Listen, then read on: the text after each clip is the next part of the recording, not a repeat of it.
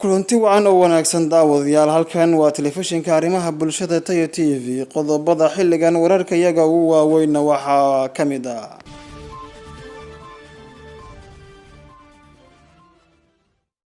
ciidamada booliiska Soomaaliya ayaa lagu wareejiyay amniga guud ee magaalada Muqdisho kadib tababar loo soo xiray ciidankan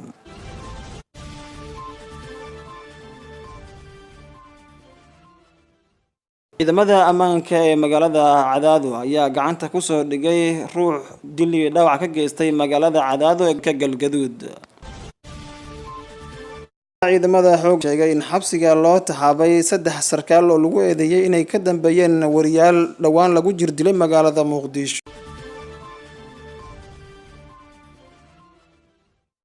madaxweynaha wadanka Burundi ayaa ku goodiyay in gabi ahaanba ciidankiisu kala bixi doono dalka Soomaaliya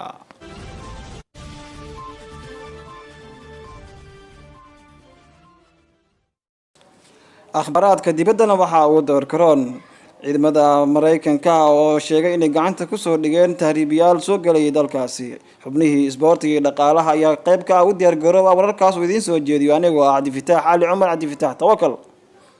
socda qorshe dawladda Ruushka ay heshiisyo kula saxiixanayso dawladda Turkiga oo isku dhacsan yihiin Mareykanka xubin muhiim ah ka ah isbahaysiga NATO ee Mareykanka uu horboodayo